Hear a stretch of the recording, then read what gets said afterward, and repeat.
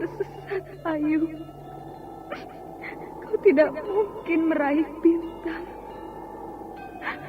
Kau tidak akan bisa memeluk bulan.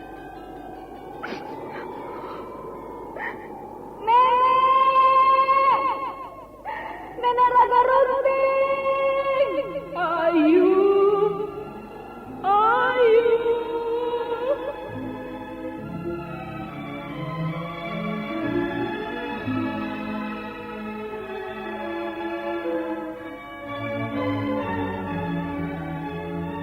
Sanggar Cerita dan Sanggar Prativi mempersembahkan Mahkota Mayangkara.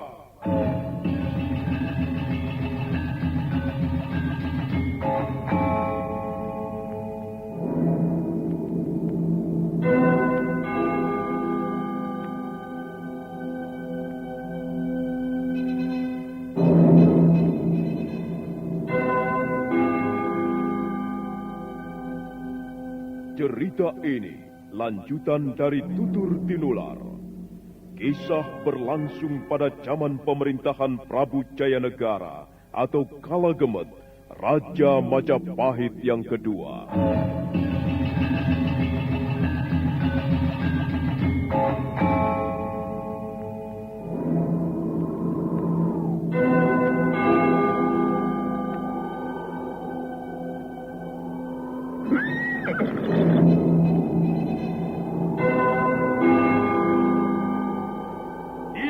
Lagi Raja Majapahit, akulah raja, akulah yang berkuasa. Ayo, obrak-abrik desa Ganding, tangkap Jayanegara, tangkap Jayanegara.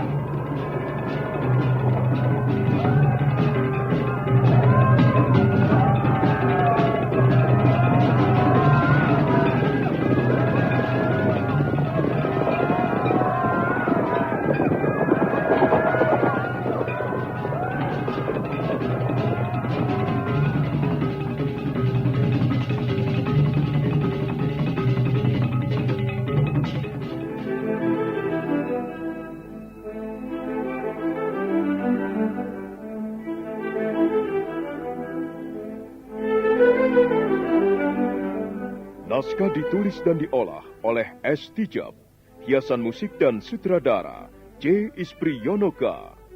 Kali ini mengetengahkan episode ke-15 dengan judul Banjir Darah di Lamaja.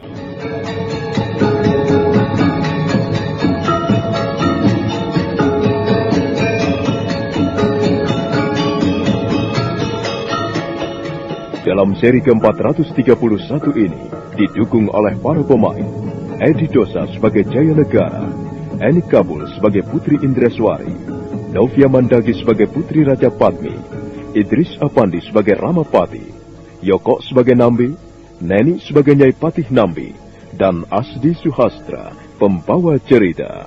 Selamat menikmati. Sandiwara Radio ini masih Anda dengarkan di channel YouTube Satria Collection. Jangan lupa tekan tombol like dan subscribe.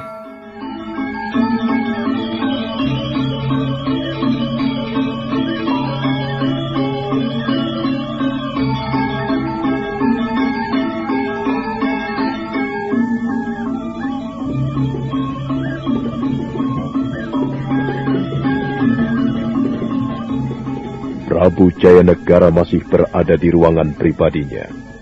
Ia kelihatan masih merenungkan kata-kata Ramapati. Tapi tak lama kemudian ia pun melangkah untuk menghadap para ibu. Dan kebetulan sekali, saat itu Ibu Mahadewi, Ibu Pratnya Paramita, Ibu Raja Padmi, dan ibunda kandungnya, Indreswari, tengah berkumpul di ruangan khusus para ibu.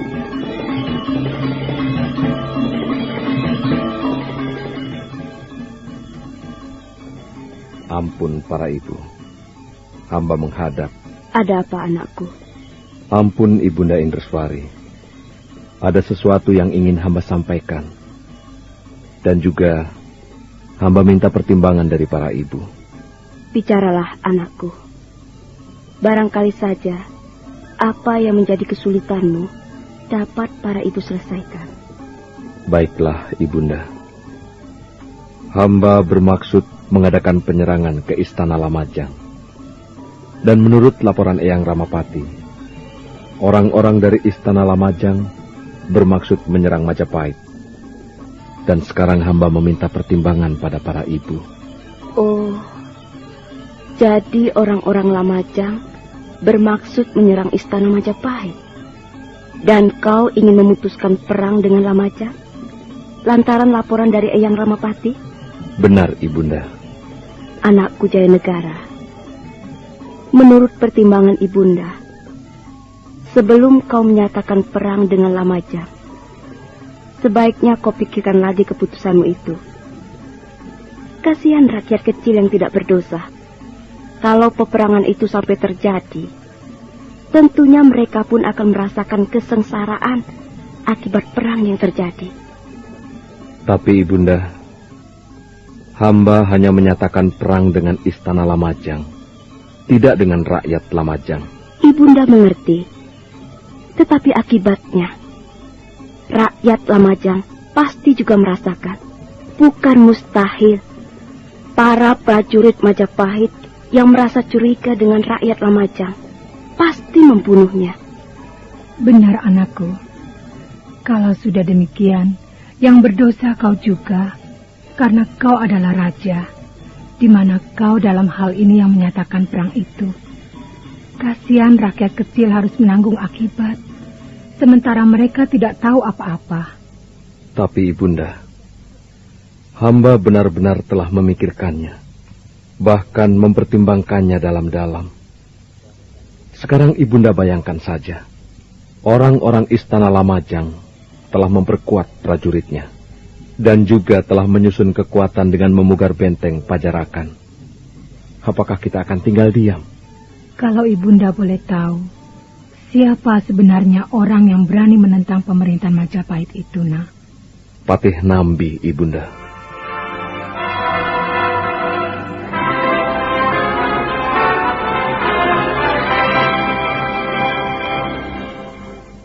Para ibu tersentak kaget mendengar kata-kata Prabu Jayanegara atau Kalakemut. Mereka semua tidak bisa membayangkan kenapa hal itu bisa terjadi. Perlahan Ibunda Indreswari menarik nafas. Apakah kami tidak salah dengar, Jayanegara? Hamba mengatakan yang sebenarnya, Ibunda. Paman Nambi ternyata diam-diam ingin memberontak. Hamba pun tidak menyangka Paman Nambi sampai demikian, Ibunda. Mungkin ia menyatakan pemberontakan lantaran ia selalu kecewa pada hamba. Kecewa padamu? Apakah selama ini kau sering mengecewakan Patih Nambi? Maaf, Ibunda. Bukan hamba yang sering mengecewakan Paman Nambi, tetapi Paman Nambilah yang sering mengecewakan hamba. Ibunda, sekarang bagaimana pertimbangan Ibunda semua?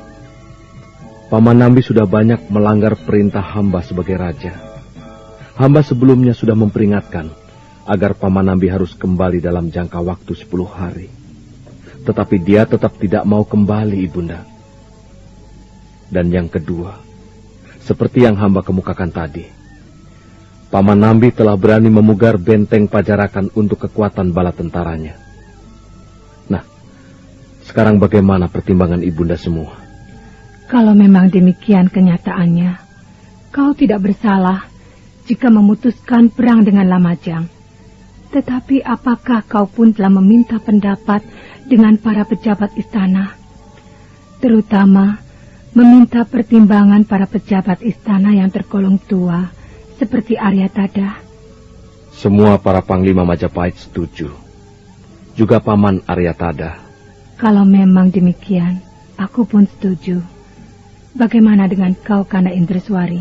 Aku juga setuju. Dan aku rasa ibundamu yang lain pun setuju. Para ibu yang lain pun mengangguk setuju. Mereka nampak sepakat untuk merestui niat Prabu Jayanegara untuk berperang dengan Lamajang. Prabu Jayanegara menarik nafas lega. Kalau memang semua Ibunda setuju, sekarang hamba meminta restu untuk mempersiapkan segala sesuatunya. Dan juga meminta restu untuk berangkat ke Lamajang.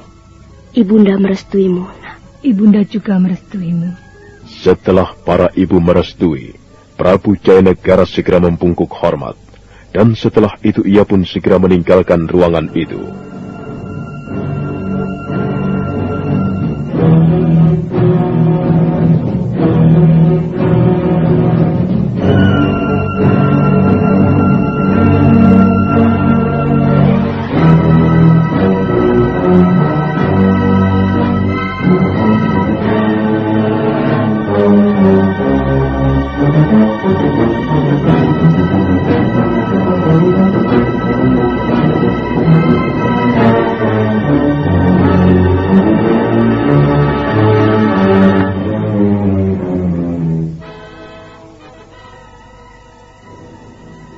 Eyang Pati, aku sudah bertemu dengan para ibunda semua. Mereka merestui niat kita untuk menyerang Lamajang. Syukurlah Gusti Prabu. Kalau demikian, artinya kita bisa berjuang dengan sepenuh hati. Begitu juga dengan Gusti Prabu. Nah, selanjutnya apa lagi yang harus kita lakukan, Eyang Pati? Kita harus mengadakan pertemuan lagi di Balai Paseban Agung, Gusti. Di dalam pertemuan yang kedua kali ini, kita harus mempersiapkan segala keperluan dan juga membuat strategi yang tepat. Kalau demikian, baiklah. Adakan pertemuan itu secepatnya. Bukankah kita harus mempersiapkan segala sesuatunya dengan baik dan cepat? Benar, Gusti Prabu. Kalau demikian, sekarang hamba mohon diri. Hamba akan mempersiapkan segala sesuatunya. Silahkan, Eyang Pati.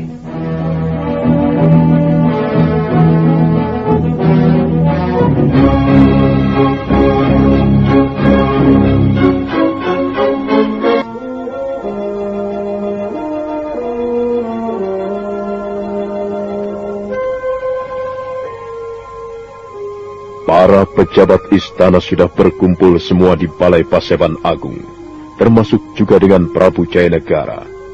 Suasana nampak hening sejenak, tetapi setelah itu Prabu Jayanegara mulai berbicara. Tujuan kita menyerang Lamajang adalah untuk memperingatkan atau memberi pelajaran pada adipati yang lain, agar mereka tidak sembrono atau sembarangan dalam bertindak. Mereka harus berpikir bahwa pemerintahan Majapahit tidak bisa dianggap remeh atau dipermainkan begitu saja. Nah, aku harap kalian semua telah siap. Kita akan perang dengan Lamajang. Eyang Pati, untuk siasat penempatan para prajurit, aku menyerahkan semua ini pada Eyang Pati. Buatlah persiapan secepatnya. Baik, Gusti.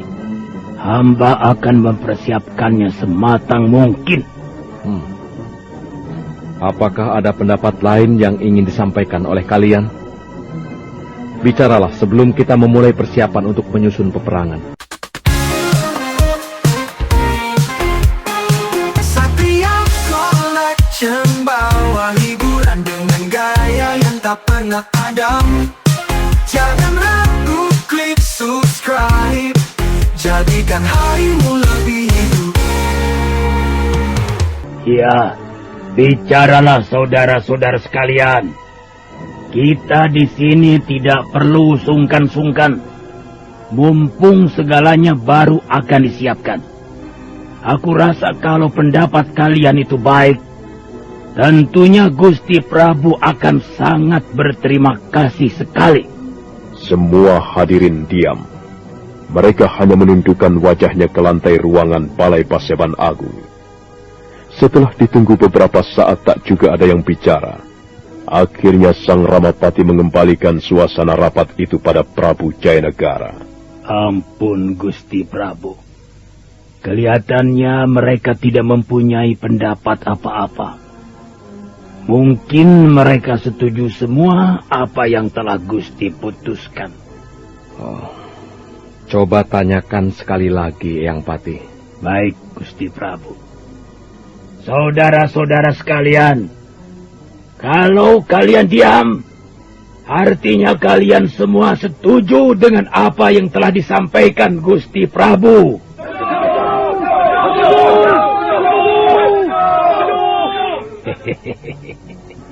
Mereka sudah setuju semua, Gusti Prabu. Kalau begitu, segera saja ditutup pertemuan ini, Eyang Patih. Baik, Gusti Prabu. Saudara-saudara sekalian, kalau begitu pertemuan ini pun selesai dan segera ditutup. Nah, aku berharap kalian semua sudah bersiap-siap untuk melakukan penyerangan. Setelah selesai sang Ramapati menyampaikan sepatah kata dua patah kata, pertemuan itu pun akhirnya ditutup. Dan Prabu Jayanegara segera meninggalkan ruangan Balai Paseban Agung. Semua hadirin masih menundukkan wajahnya ke lantai. Sementara itu di Lamajang, Patih Nambi nampak tengah berbincang-bincang dengan istrinya. Mereka masih membicarakan perihal sikap sang Ramapati.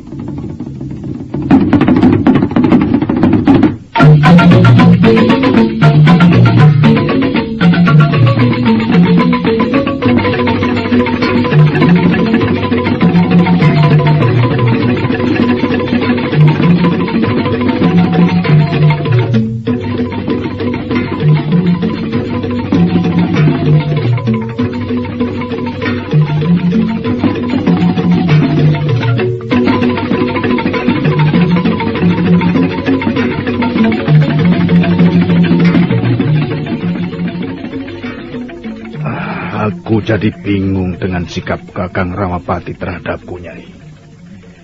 Apakah sikap baiknya itu hanya di depanku saja? Atau memang ia berniat baik sungguh-sungguh terhadapku? Biar bagaimana, Kakang harus berhati-hati. Kakang Ramapati adalah orang yang pintar. Pintar menipu kita, dan pintar mencari muka di hadapan Gusti Prabu. Ya. Lalu, tanggapanmu sendiri bagaimana, Nyai? Bahwa Kakang Ramapati menganjurkan kita untuk menunda kembali ke Majapahit. Aku sebenarnya sedikit mempunyai kecurigaan padanya, Kakang.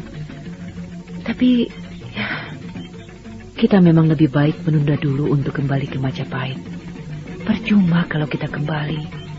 Gusti Prabu masih kesal terhadapmu. Ya, tapi perasaanku tidak, Nyai. Entah kenapa, akhir-akhir ini hatiku selalu berdebar-debar, Nyai. Sudahlah, Kakang. Sebaiknya tenangkan saja hatimu. Aku tidak ingin melihat Kakang sakit atau banyak termenung karena masalah ini. Kawan-kawan kita yang lain kelihatannya juga seperti tidak berniat untuk kembali ke istana Majapahit. Mereka lebih condong untuk mengadakan pemberontakan terhadap Majapahit. Ya, semua itu mereka lakukan karena mereka sudah merasa sakit dan begitu tertekan batinnya. Kakang harus lebih banyak memberikan nasihat dan saran agar mereka bisa mengendalikan diri dan tidak bersikap ceroboh, apalagi Adipawaka. Sejak kematian istrinya itu, dia nampak lebih banyak diam, Kakang. Aku lihat dari pancaran wajahnya, dendamnya begitu membara. Ya, rasanya memang sukar sekali untuk menenangkan hati Adipawaka. Ia kelihatan masih bernafsu untuk balas dendam. Dan inilah, Nyai, salah satu yang termasuk aku khawatirkan.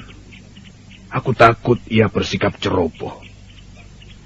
Sudah beberapa kali ia memintaku untuk bergabung memberontak kepada Majapahit. Tapi aku selalu menasihatinya. Ya, mudah-mudahan saja Adipawaka menyadari semua tindakan yang akan dilakukannya. Apakah sampai sekarang hati Kakang masih terasa gelisah? Oh, iya, Nyai. Entahlah, sampai kapan rasa gelisah ini akan lenyap dari hatiku. Tiba-tiba saja aku jadi merasa khawatir terhadap Kakang. Oh, iya. Nyai, sejak tadi pagi aku tidak melihat Canarupaka. Di mana dia, Nyai? Tadi aku melihat dia ada di ruangan pendopo. Oh, baik. Aku akan menemui dia. Ada sesuatu yang ingin kubicarakan padanya. Aku tinggal dulu, Nyai. Iya, Kakang.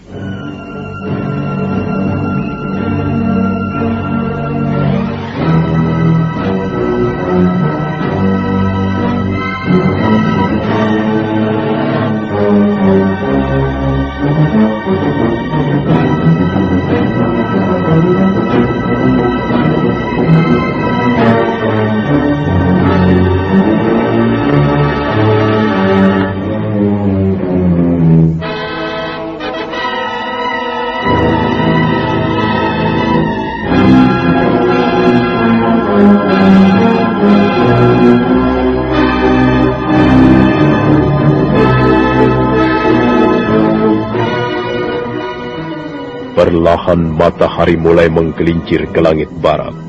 Senja kelabu mulai terbentang. Dan perlahan waktu terus menggelinding bagaikan sebuah bola. Selang sehari setelah pertemuan di Balai Paseban Agung, Putri Indraswari, ibu kandung Jayanegara, menemani anaknya di ruangan pribadi raja. Ibu mendoakan kau, agar dalam peperangan ini, kau selalu dilindungi oleh Dewata Agung. Terima kasih, Ibunda. Tetapi sekalipun kau dalam sebuah peperangan, kau pun harus bersikap adil dan bijaksana. Jangan berbuat kejam, sekalipun itu musuhmu. Artinya, jika kau berhasil mengalahkan seorang prajurit musuh atau pimpinan musuh, kau jangan asal main bunuh. Berilah dia ampunan, jika memang dia meminta ampun. Iya, Ibunda. Hamba akan mendengarkan kata-kata Ibunda. Nah, anakku, apakah semua para prajurit yang akan turut menggempur Lamajang sudah dalam persiapan yang penuh? Iya, Ibunda. Mereka semua sudah dalam persiapan yang matang. Eyang Patilah yang mengatur siasat para prajurit dalam pertempuran ini. Dan hamba rasa mereka semua sudah dalam keadaan yang siap tempur. Lalu, kapan kau dan para prajuritmu akan berangkat ke Lamajang? Sebelum matahari berdiri di puncak istana Majapahit, hamba sudah akan berangkat bersama pasukan Majapahit. Doa ibu selalu bersamamu. Mari, ibu bantu kau memakai baju zirah ini. Setelah berpakaian lengkap, sebagai pimpinan perang besar, Prabu Jayanegara segera memakai baju zirah. Baju zirah adalah baju kebal. Dan baju itu adalah warisan dari ayahnya, Prabu Kertarajasa Jayawardana. Baru sekarang baju zirah ini dipakai lagi.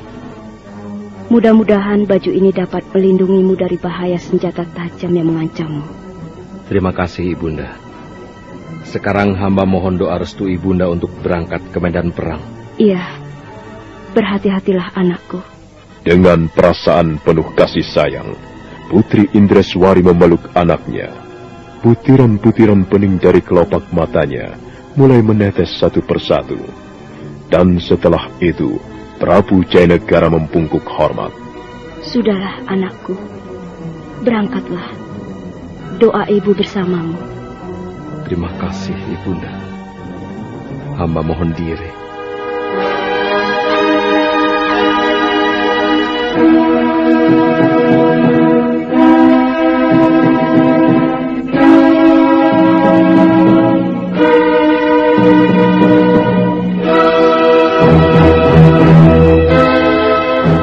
Sandiwara Radio ini masih Anda dengarkan di channel YouTube Satria Collection. Jangan lupa tekan tombol like dan subscribe. Prabu Jayanegara melangkah meninggalkan ruangan pribadinya. Sementara di alun-alun kota Raja Majapahit, barisan prajurit Majapahit sudah berjajar menunggu, siap diberangkatkan. Dan Sang Ramapati selaku panglima perang nampak berdiri dengan gagahnya menunggu Prabu Jayanegara. Aku berhasil mempengaruhi Prabu Jayanegara. Sekaranglah saatnya kehancuranmu, Nambi. Istana Lamajang sebentar lagi akan porak-poranda. Dan aku, Ramapati, akan naik sebagai Mapatih Istana Majapahit.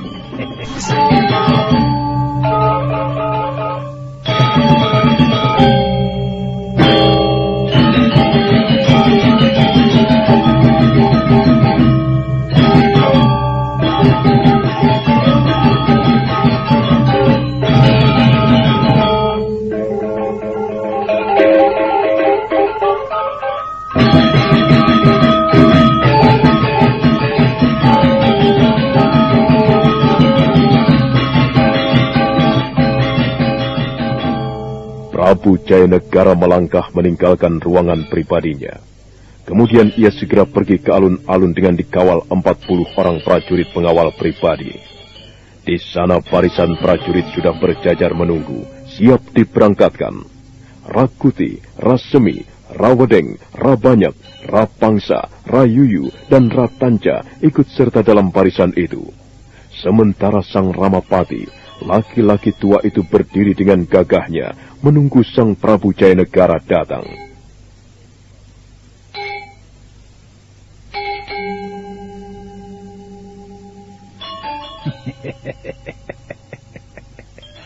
Aku berhasil mempengaruhi Prabu Jayanegara. Sekaranglah saatnya kehancuranmu, Nambi. Istana Lamajang sebentar lagi akan porak-poranda. Dan aku, Ramapati, akan naik sebagai Mapati Majapahit.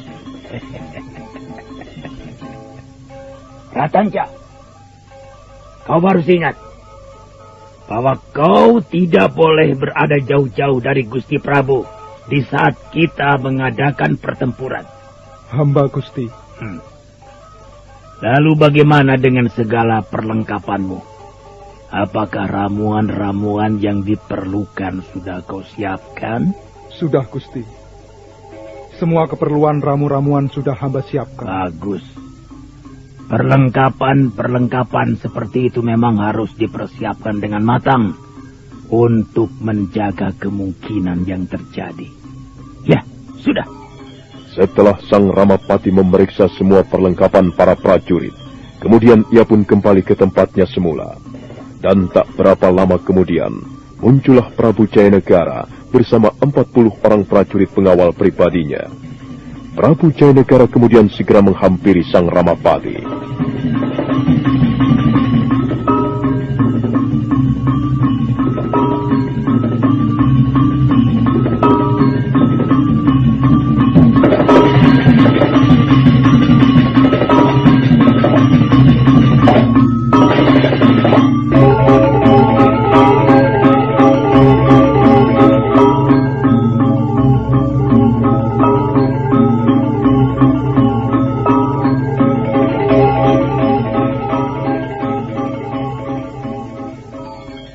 Bagaimana, Eyang Patih?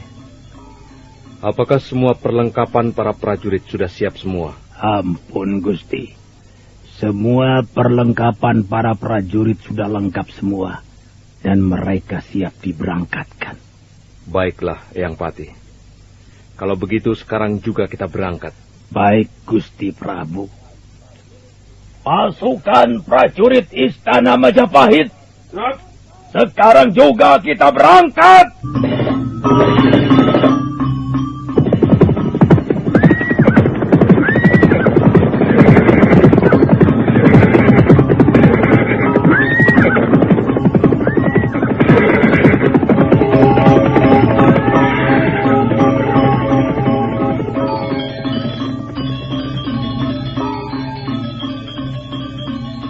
Bagaikan air bah, bala tentara Istana Majapahit yang terdiri dari pasukan tombak, pasukan keris, pasukan pedang, dan pasukan panah bergerak menuju Lamajang.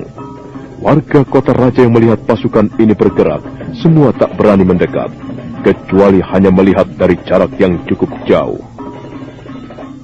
Pucara, coba kau lihat tampang laki-laki tua yang berkuda tak jauh dari Gusti Prabu itu. Memuakkan sekali. Iya, aku juga sebal melihatnya. Manusia itu culas dan licik sekali. Aku rasa bukan kita saja yang benci melihat Ramapati itu. Aku sebenarnya heran. Apa iya Patih Nambi mau berontak pada Istana Majapahit? Bukankah ia adalah patih yang baik dan setia pada Gusti Prabu? Aku juga tidak tahu. Tapi dari desas-desus yang kudengar, ya katanya sih begitu. Wah, kalau benar bahwa Patih Nambi mau berontak, pasti warga kota raja akan kalang kabut. Dan aku sendiri mungkin bisa ketakutan setengah mati. Tapi aku rasa wajar saja kalau Patih Nambi mau berontak. Soalnya raja kita yang sekarang ini tidak bisa bersikap adil dan bijaksana. Ya, benar-benar. Kewibawaannya seolah-olah tidak terlihat sama sekali. Dan pengaruhnya akhirnya terbawa oleh para prajuritnya. Para prajurit Majapahit yang sekarang sikapnya kasar dan mudah bersikap sewenang-wenang. Kalau saja pemberontakan itu terjadi di sini, mungkin aku akan berpihak pada Gusti Pati Nambi. Biarlah aku mati demi membela kebenaran. Ah, kau ini ngomong seenaknya saja. Aku kan tahu siapa kau. Mentang-mentang aku orang yang pengecut. Lantas kau berpikiran bahwa aku hanya membual saja, begitu? Rupit. Sayang aku tidak bisa membuktikannya. Kalau saja bisa, mungkin kau akan terkejut melihatnya. Ah, sudah. Jangan terlalu banyak membual.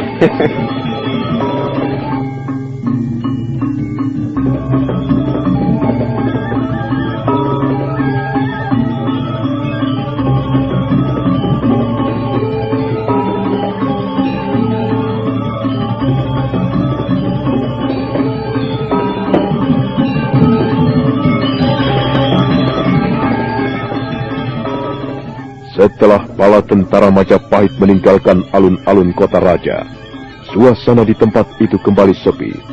Yang terlihat di tempat itu hanya beberapa warga kota raja yang masih membicarakan tentang rencana pemberontakan Patih Nambi. Sementara itu, di istana Majapahit, Arya Tadah berdiri sendirian di halaman depan istana. Oh, aku masih memikirkan Adi Nambi. Bagaimana keadaannya sekarang? Kasihan dia. Entah bagaimana jadinya menerima serangan yang mendadak ini. Kalau kurenungkan, rasanya tidak mungkin kalau dia mau memberontak Majapahit. Iya, mudah-mudahan saja Adi Nambi dalam keadaan baik-baik. Sebaiknya sekarang aku panggil Bekel Gajah Mada.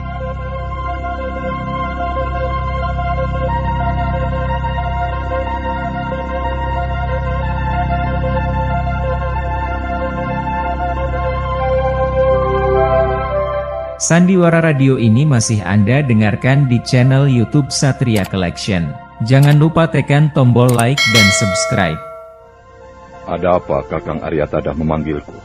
Duduklah, Adi Bekel Gajah Mada. Iya, Kakang. Adi Bekel Mada, keamanan istana untuk sementara ini kau yang bertanggung jawab. Jadi aku harap selama Gusti Prabu pergi ke Lamajang, kau dapat menjaga keamanan istana ini dengan sebaik-baiknya. Dan juga beritahukan pada prajurit yang lain, agar mereka dapat bekerja dengan baik. Iya, Kakang. Perjuangan Gusti Prabu dalam memberantas para pemberontak mungkin bisa lebih dari 3 hari. Nah, kalau kita yang berada di istana pun tidak siap siaga, siapa tahu musuh datang secara tiba-tiba. Iya, Kakang. Kalau boleh aku tahu, apakah kepergian bala tentara Majapahit ke Lamajang untuk memperingatkan orang-orang Lamajang? Atau sekaligus memberantas mereka? Menurut dugaanku, Gusti Prabu tidak mungkin memperingatkan dulu. Aku rasa mereka langsung menyerang istana Lamajang. Aku sebenarnya merasa heran dengan tindakan Gusti Prabu ini, Kakang. Kenapa beliau langsung menyerbu ke Lamajang? Bukankah alangkah baiknya kalau beliau memperingatkan dulu, yaitu dengan mengirim utusan dari sini ke Lamajang? Iya, aku juga tidak mengerti. Kasihan sekali. Mungkin warga desa Lamajang akan menanggung rugi akibat peperangan ini. Iya, kita berdoa saja. Semoga peperangan ini dapat dicegah. Karena biarpun bagaimana, yang namanya peperangan adalah suatu tindakan yang kejam. Dan akibatnya, tidak hanya nyawa yang melayang, tetapi juga merusak lingkungan. Iya. Benar, Kakang. Sangat disayangkan sekali. Kenapa beliau bertindak dengan cepat, tanpa mau berpikir dengan dalam. Sudahlah, Adi Bekelmada. Kita tidak perlu menyesali perbuatan Gusti Prabu. Biar bagaimana, beliau mempunyai orang dekat yang bisa diajak berpikir. Dan aku rasa tindakannya ini pun berdasarkan pemikiran yang tidak pendek, Adi. Iya, Kakang. Nah, sekarang kembalilah dan bekerjalah dengan baik, Adi. Iya, Kakang. Dengan sikap penuh rasa hormat, Gajah Mada segera melangkah meninggalkan ruangan itu. Sementara di Lamajang, Patih Nambi nampak sedang berada di benteng Pacarakan bersama Mahisa Pawagal. Suasana pemukaran benteng itu nampak berlangsung dengan cepat.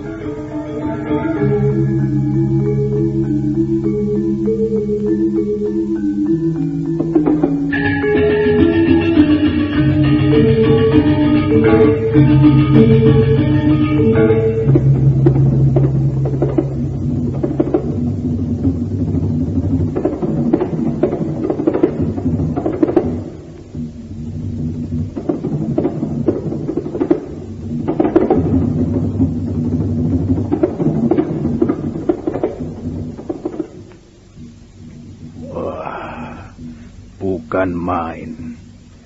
Bersemangat sekali para pekerjamu memukar benteng ini. Hanya dalam waktu beberapa hari, benteng ini sudah hampir berdiri dengan gagah. Aku memang selalu memberi semangat tak henti-hentinya, Kakak. Makanya pekerjaan ini pun berlangsung dengan cepat. Ya, jika nanti benteng ini sudah berdiri dengan tegak, jadikanlah tempat ini sebagai tempat berlindung yang baik. Jangan menghasut warga desa hanya untuk pemuasan nafsu dendam saja. Tidak, Kakang. Sekalipun aku berniat memberontak, aku tak akan melibatkan mereka dalam hal ini. Aku akan berjuang sekuat tenagaku. Tetapi aku pun tak akan menutup kemungkinan bagi warga desa yang berniat bergabung denganku. Jangan, Adipawagal.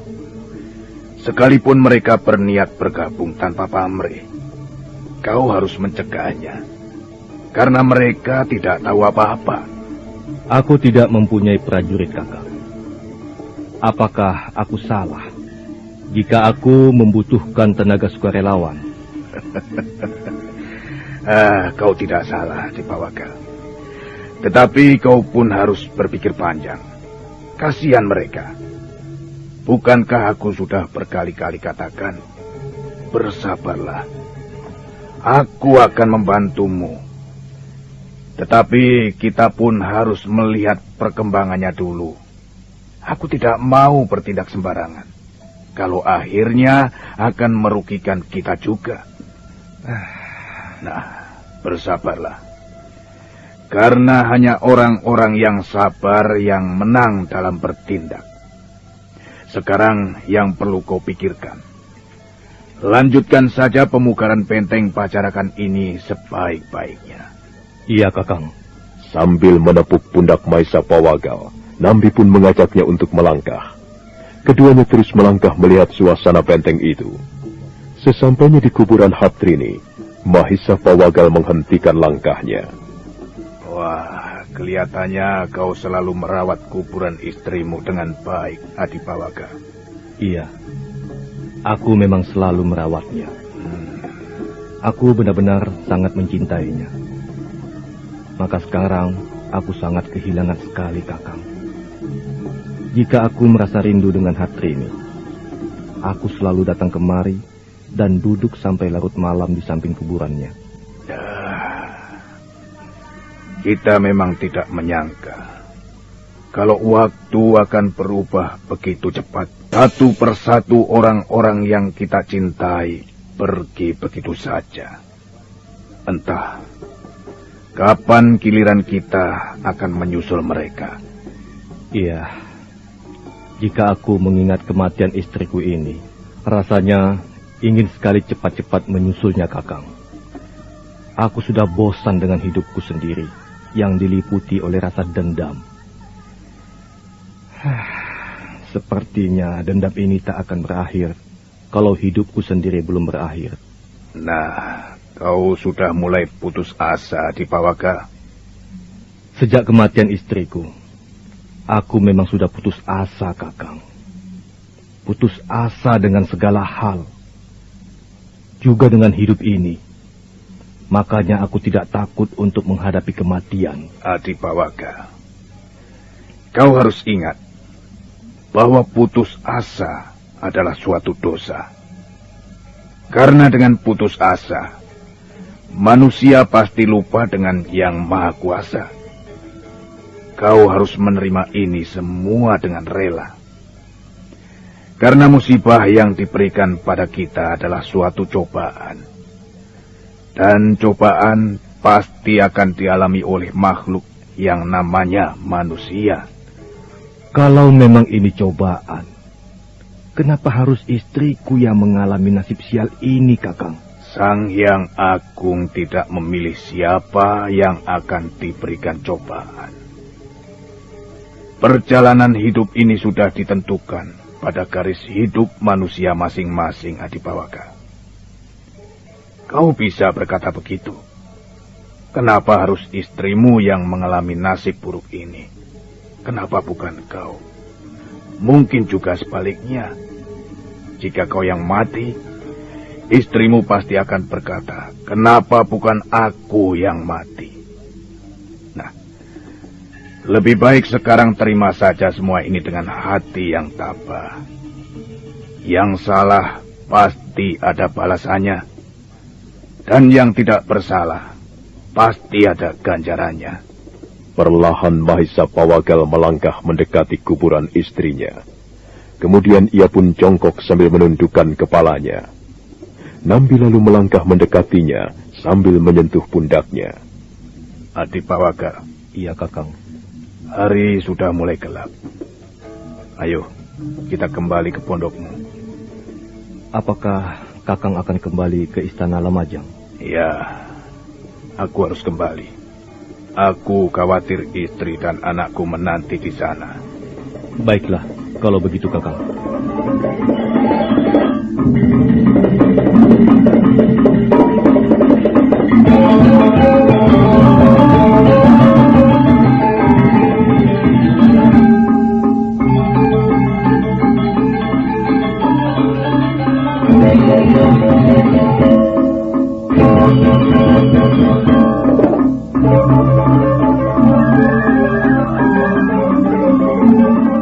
Sandiwara Radio ini masih Anda dengarkan di channel YouTube Satria Collection. Jangan lupa tekan tombol like dan subscribe. Aku tidak bisa membiarkan serangan Prabu Jayanegara dan bala tentaranya leluasa menghancurkan Istana Lamajang. Aku harus membuat surat untuk Tuan Putri Tunggadewi. Beliau harus tahu. Kasihan sekali Paman Nambi. Ia harus menanggung penderitaan akibat Ramapati yang berhasil menghasut Gusti Prabu. Malam ini juga, aku akan memerintahkan kuda Parasuta untuk datang ke lereng Gunung Lejar untuk menyampaikan surat ini. Iya, secepatnya Tuan Putri Tunggadewi dan Raja Dewi harus tahu peristiwa penyerangan ini. Setelah diam beberapa saat, Gajah Mada kemudian segera menulis surat di atas daun rontal untuk Putri Tunggadewi. Suasana malam itu terasa hening dan sepi, kecuali hanya nyanyian serangga malam yang bersenandung dengan lirih. Setelah beberapa saat lamanya, Gajah Mada selesai menulis suratnya. Mudah-mudahan kuda Parasuta bisa cepat menyampaikan surat ini. Sebaiknya sekarang aku temui dia.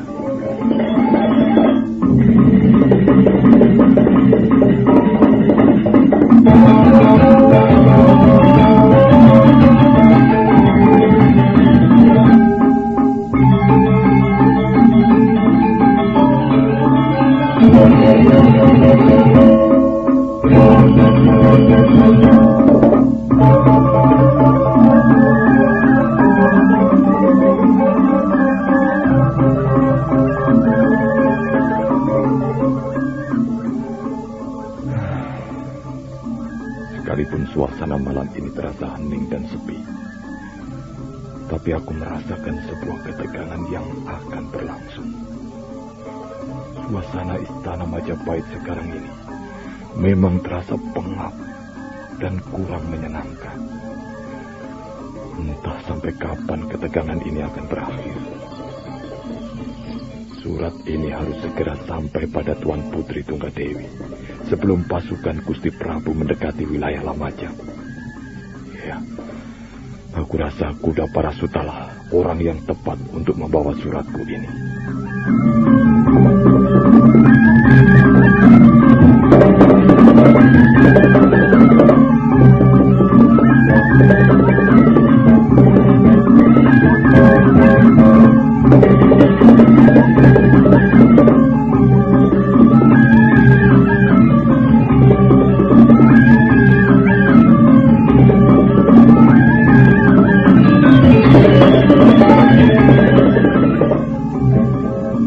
Gajah Mada terus melangkah menuju Wisma Kuda Parasuta.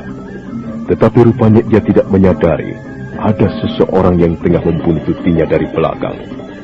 Nah, bagaimanakah kisah selanjutnya? Siapakah orang yang membuntuti Gajah Mada itu? Saudara pendengar, silahkan menunggu seri berikutnya. Sampai jumpa.